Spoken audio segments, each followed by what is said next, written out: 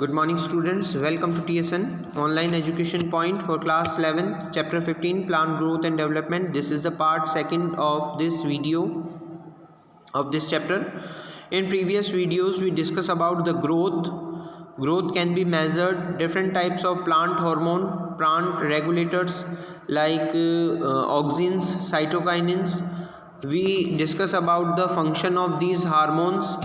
In this part we discuss about cytokinin and ethylene. Okay, cytokinin, natural cytokinin are synthesized in plant in region where rapid cell division occurs, example root apex and young fruits.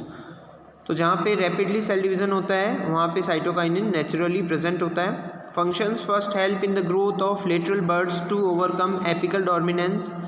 Second promotes rapid cell division. Third promotes adventitious shoot formation. Fourth help to produce new leaves, chloroplast of leaves. Fifth promotes nutrient metabolism and help to delay of senescence. So students, ये जो cytokinin है rapidly cell division करने वाले plant के part में होगा और ये इसके रीज़न से रैपिड सेल डिवीज़न होगा और नई लीव्स में क्लोरोप्लास्ट का फॉर्मेशन होगा और लेटरल बर्ड्स के फॉर्मेशन में भी ग्रोथ में भी हेल्पफुल रहेगा. Now we discuss second hormone, gaseous hormone ethylene.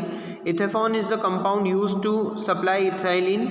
promotes horizontal growth of seedlings, enhance the rate of respiration during fruit ripening, induce apical hook formation in dicot seed, promotes senescence, promotes abscission of leaves and flowering, promotes root growth and root hair के जो formation होता है उसके लिए ethylene useful होता है. हम इसको कह सकते हैं कि फ्रूट्स जो होते हैं उनको नेचुरली तो वो पक जाते हैं, आर्टिफिशियली पकाने के लिए प्रॉपर बनाने के लिए इथाइलिन का यूज़ होता है. ये गैसियस हार्मोन है. हेस्टेन फ्रूट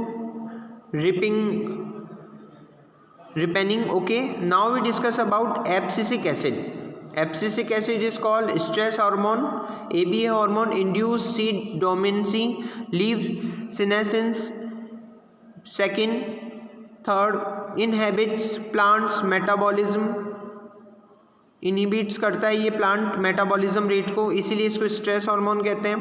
सीड डेवलपमेंट को एंड मैच्योरेशन को कुछ टाइम के लिए रोक देता है. Increase the tolerance of the plant to various stress condition में टॉलरेंस के लिए बनाता है, रेडी करता है. सो इसको स्ट्रेस हार्मोन भी कहते हैं. Now we discuss about photoperiodism. Photoperiodism, some plants require the exposure to light for a period exceeding a well-defined critical duration, while others must be exposed to light for a period less than the critical duration before the flowering is initiated in them. The former group of plants are called long day plants, while the latter ones are termed short day plants. So students, light की जो time period है, light के time period के reason से plant में flowering की जो position होती है वो उससे रिलेटेड होती है. ये फोटो पीरियोडिज्म कहलाता है. मीन्स लाइट कितनी टाइम तक अगर प्लांट को मिलेगी तो उसमें फ्लावरिंग कंडीशन स्टार्ट हो जाएगी. कुछ प्लांट्स होते हैं जिन्हें लॉन्ग टाइम तक लाइट की रिक्वायरमेंट होती है, they are called long day plants. कुछ प्लांट्स ऐसे होते हैं जो कम टाइम तक लाइट पीरियड की रिक्वायरमेंट होती है, उनमें फ्लावरिंग स्टार्ट हो जाती है. सो ये फ्लावरिंग से रिलेटेड है और टाइम पीरियड और लाइट पीरियड से रिलेटेड है.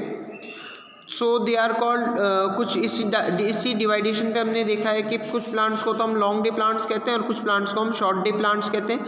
These are many plants, there are many plants, however, but these are no such correlation between exposure to light duration and inducing of flowering.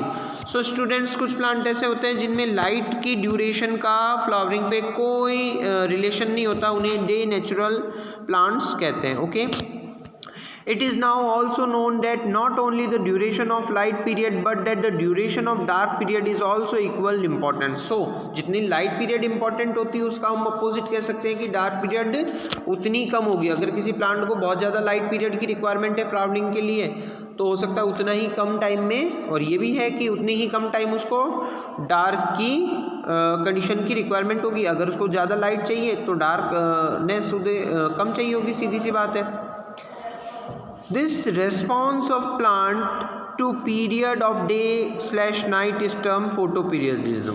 So student बहुत easy है, हम इसे कह सकते हैं कि लाइट की पीरियड का प्लांट की फ्लावरिंग पर इफेक्ट होना फोटोपीरियडिज्म है। कुछ प्लांट्स को ज़्यादा लाइट की रिक्वायरमेंट होती है, कुछ प्लांट को कम लाइट की रिक्वायरमेंट होती है। Okay, long day plant, short day plant हमने डिस्कस किया। Now we discuss about vernalization. There are plants for which flowering is either quantitatively or qualitatively depends on the exposure to low temperature. So students, कुछ plant ऐसे होते हैं जिनमें flowering की जो condition है वो लाइट क्वांटिटी से रिलेटेड नहीं होती है, वो टेम्परेचर से रिलेटेड होती है। उनमें लो टेम्परेचर वो फ्लावरिंग करते हैं। This phenomena is terms as vernalization. It prevents precocious reproductive development late in the growing season and enable to plant to have sufficient time to reach maturity. So students, temperature का जब हम relation करते हैं flowering के साथ, उस term को हम वर्नलाइजेशन कहते हैं। Vernalization helps in shortening of vegetative period of plant and bring about early flowering. तो कुछ प्लांट में वर्नलाइजेशन से क्या हो जाता है कि अर्ली उनमें फ्लावरिंग स्टार्ट हो जाती है, वेजिटेटिव पीरियड जो होता है वो कम हो जाता है।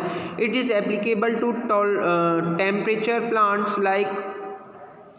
Plants like wheat, rice, okay, millets. Okay, now we discuss about seed dominancy. कुछ सीड्स ऐसे होते हैं जिनको आपने देखा होगा कि जो है उन्हें रिक्वायर्ड कंडीशन पूरी मिल रही है फिर भी वो ग्रो नहीं कर रहे हैं, that is called seed dormancy. Seed dormancy can be defined as the state और condition in which seed are prevented from germinating. So student, उन्हें फेवरेबल कंडीशन मिल भी रही है फिर भी वो जर्मिनेट नहीं हो रहे हैं। Even under the favorable environmental condition for germination including temperature, water, light, gas, seed coat, other mechanical restriction, the main reason behind these condition is they are required a period of rest before being capable of germination. तो ऐसे जो seeds होते हैं वो अपनी germinate होने से पहले कुछ टाइम पीरियड में रहते हैं, that is called seed dominancy period. These conditions में vary from days to months even years. ये कुछ प्लांट्स में महीनों की होती है, कुछ में कुछ सप्ताह की होती है, कुछ में ईयर्स तक सीड डोमिनेंसी में रहते हैं seed. These condition are the combination of light, water, heat, gases, seed coat and hormone structure, इन पे भी डिपेंड होती है। Okay, now we discuss a question said that describe briefly first arithmetic growth. Okay, in arithmetic growth one of the daughter cell continue to divide, एक जो cell है वो divide होती रहती है, while the other differentiate into maturity. The elongation of roots at a constant rate is an example of arithmetic growth.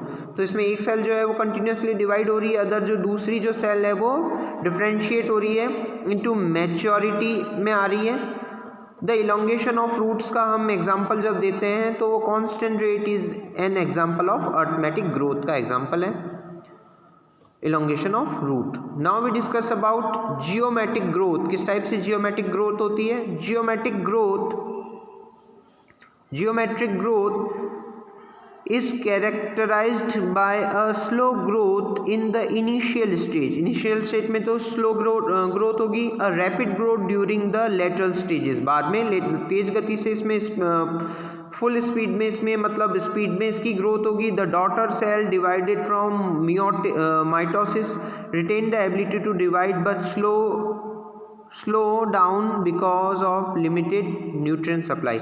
So start में तो slow इसमें ग्रोथ हो रहा है, बाद में तेज ग्रोथ हो जाएगा, फास्ट ग्रोथ हो जाएगा।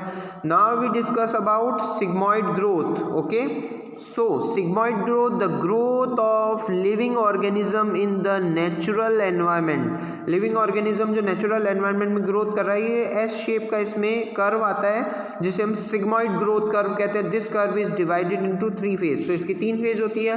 First is called lag phase, second is log phase and third is stationary phase. Okay, so इसका जो फॉर्मूला होता है W1 = W0 ERT। W1 is equals to final size, W0 is equals to initial size, R is equals to growth rate and T is equals to time. सो यहाँ पे हमें जो graph दे रहा है वो टाइम और size weight of the organ के लिए दे रखा है, जिसमें नेचुरल कंडीशन में तो नेचुरल एनवायरनमेंट में तो किसी ऑर्गेनिज्म की इस टाइप से ग्रोथ होगी, जिसमें first of all lag phase होगी, सेकंड लॉग फेज होगी, थर्ड स्टेशनरी फेज होगी. Now we discuss about absolute growth and relative growth rates. Okay, absolute growth rates refer to the measurement and the comparison of total growth per unit time. So absolute growth rate क्या है, measurement है, comparison है total growth per unit per time का. Okay, relative growth क्या है, relative growth rates refer to the growth of particular system. किसी system के बारे में हम जब डिस्कस करते हैं उसकी रेट को रेफर करते हैं पर यूनिट टाइम में, एक यूनिट टाइम में expressed on common basis. So this is called relative growth rates. Okay students, इसमें ध्यान रखना किसी सिस्टम का हम डिस्कस करते हैं, किसी सिस्टम की ग्रोथ का हम स्टडी करते हैं पर यूनिट टाइम में. Okay student, this is the complete of part second in this chapter.